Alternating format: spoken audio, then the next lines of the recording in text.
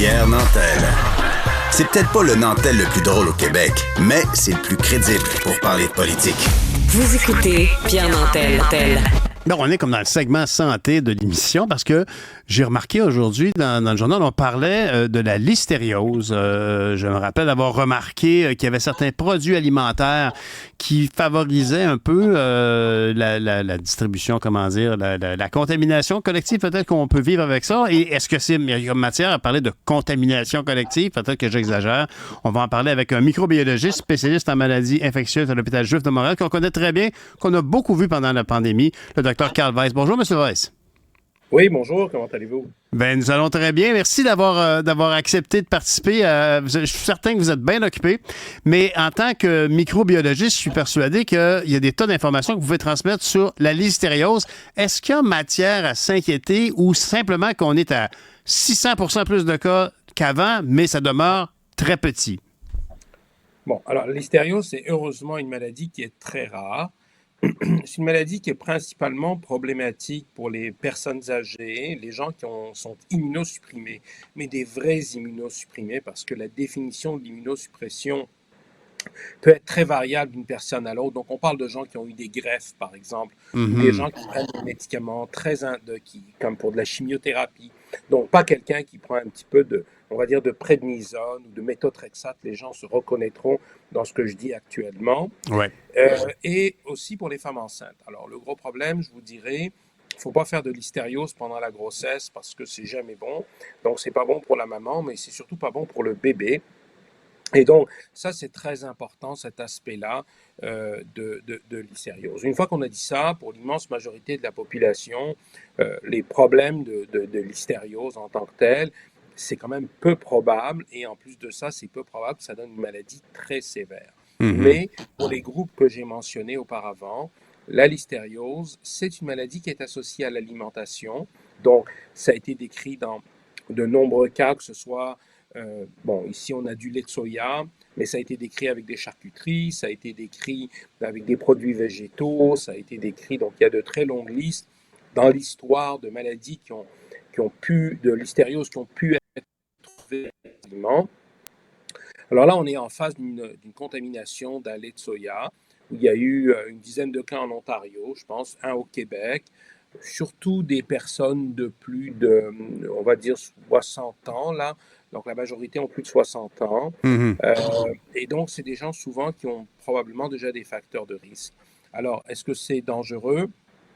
Pour l'immense majorité de la population, non. Okay. Mais pour les quelques groupes que j'ai mentionnés, ça pourrait théoriquement créer des problèmes. Donc, par exemple, la bonne réaction à avoir en lisant cet article, c'est pas c'est pas de paniquer, c'est pas de parler de contamination collective comme le terme que j'avais utilisé.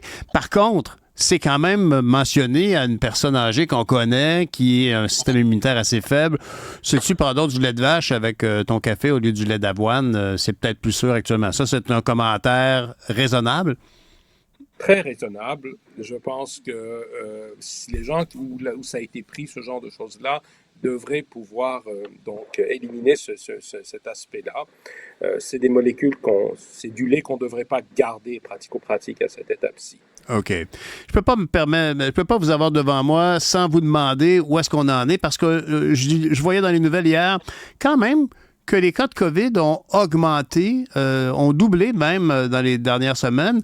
Est-ce que le cas de COVID peut doubler, mais est-ce que la maladie demeure problématique pour la vaste majorité des gens? Non.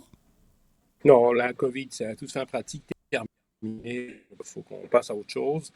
La COVID est là pour rester. Donc, ce que je peux dire et prévoir de façon à peu près certaine, sans me tromper, tout le monde va rattraper la COVID au moins une fois dans sa vie. Donc ça, je vous le dis tout de suite, là. C'est une maladie endémique auquel on va être exposé de façon répétée.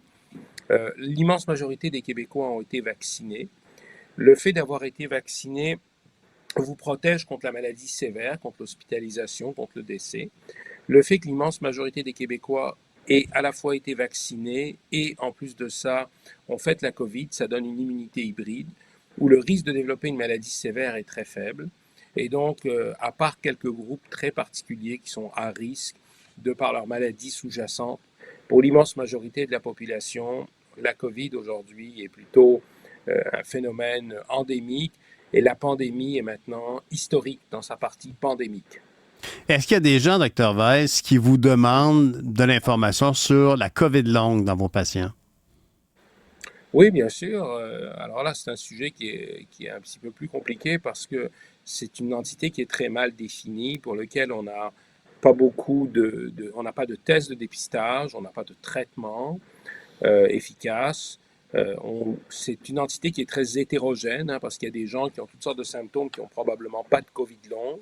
Mhm. Puis je dis souvent aux gens, il ne faut pas oublier une chose. On est en 2024, là, ça s'appelle la COVID-19, donc ça fait même pas 5 ans. 5 ans dans l'histoire de la médecine, c'est rien. Mhm. Donc, ils sont là depuis la nuit des temps. Je prends l'exemple de la tuberculose, ou la syphilis, ou les hépatites, ou même, vous savez, le VIH qui est là maintenant depuis le début des années 80. Mhm. Hein, ça fait une quarantaine d'années, on va dire. On a beaucoup progressé, mais ça a pris beaucoup de temps avant d'améliorer les choses. Donc, la COVID, on a été extrêmement efficace. On a trouvé un test rapidement, on a trouvé la maladie, on a isolé le virus, on a trouvé des vaccins, on a trouvé des médicaments. Bon, alors, 5 ans, c'est pas beaucoup sur l'évolution d'une maladie. On a des choses certainement à apprendre, mais dans l'étape actuelle, je vous dirais, c'est pas un problème majeur non plus, là.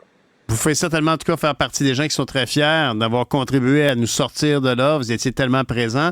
La COVID-19, la COVID longue, par contre, amène certainement des enjeux que certaines personnes ressentent. Ça me fait penser à des maladies comme le lupus ou des maladies de la fatigue chronique. On dirait que les gens peinent à identifier d'un symptôme, mais même si on identifie des symptômes, y a-t-il une personne qui croit qu'elle est atteinte de symptômes liés à la COVID longue? Qu'est-ce qu'elle peut faire? Alors là, vous tombez dans un sujet très complexe parce qu'il faut savoir quel type de symptômes. Ben, la première chose, c'est de consulter son médecin de famille quand on en a un. Comme vous savez que c'est pas évident d'avoir un médecin de famille au Québec actuellement, et ça semble de plus en plus compliqué. Ou à la limite, nous, les médecins spécialistes, on est à l'occasion les médecins de famille parce que les patients sont désespérés et ont personne qui voit et on est les seuls qui voient pour une raison XY. Donc, il faut d'abord en parler à un professionnel de la santé, à une infirmière praticienne, et voir qu'est-ce qu'on peut faire, comment on peut vous aiguiller, est-ce que vous avez aussi le diagnostic, est-ce que vous répondez à certains critères. Il y a certains critères qui ne sont pas absolus, mais qui ont au moins été mis en place. Et c'est vrai, moi je dis toujours, vous savez, le syndrome de la COVID longue, c'est comme une grosse balloune où il y a plein de petits ballons à l'intérieur, mais qui n'ont pas forcément des liens entre elles. Et les patients appartiennent à différents sous-groupes. Il y a des sous-groupes qui sont vraiment très malheureusement pour les patients, très handicapés par leur symptomatologie. Puis il y a des sous-groupes pour qui ça va beaucoup mieux, puis qui évoluent relativement favorablement. Donc c'est encore une maladie, je vous dirais, je préfère parler de la listériose. C'est beaucoup plus facile. Alors, souvent, c'est souvent ça qu'on a en médecine, c'est que quand on a ces maladies-là, où on est encore au balbutiement et on apprend, puis il faut être humble dans cette optique-là, sur nos connaissances de la chose. Peut-être dans 10 ans, 15 ans, on rira de nous en disant, mais finalement, c'était tellement évident, c'était ça, comment ça se fait qu'ils n'ont pas vu? Oui. En tout cas, Dr. Weiss, je reconnais bien votre honnêteté et votre franc-parler ici, dont vous nous avez fait part souvent pendant la crise de la COVID. Vous étiez un des premiers debout. Je vous laisse en vous posant une question toute simple.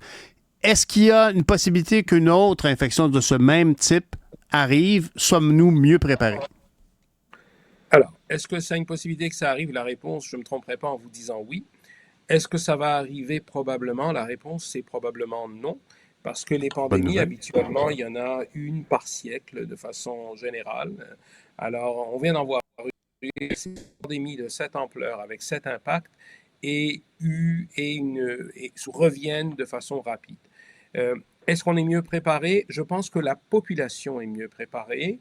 Je pense qu'on est philosophiquement mieux préparé. Je pense qu'on a eu un exercice d'entraînement et de pratique extraordinaire les dernières années, mais qui, dans un contexte où les choses risquent d'aller bien, puis tant je l'espère, souvent ce qui arrive, c'est qu'on lâche nos gardes et puis avec les années, on devient un petit peu moins, je vous dirais, on prend un peu moins de précautions. Par contre, je pense que les États ont tellement été brûlés par tout cet aspect de la COVID que à la moindre alerte qui surviendrait quelque part, les gens seraient prêts à mettre des mesures draconiennes en place beaucoup plus rapidement que ce qu'on a fait avec la COVID. Merci pour ces propos rassurants, Dr. Weiss. Pensez pas terminer cette entrevue-là avec un sourire. Merci beaucoup. Wow. Je vous souhaite de passer un bel été. Au plaisir de se parler d'un virus banal très bientôt. Merci beaucoup. Parfait. Au revoir. Le Dr. Carl Weiss, qui est microbiologiste et spécialiste en maladies infectieuses à l'Hôpital Juif de Montréal.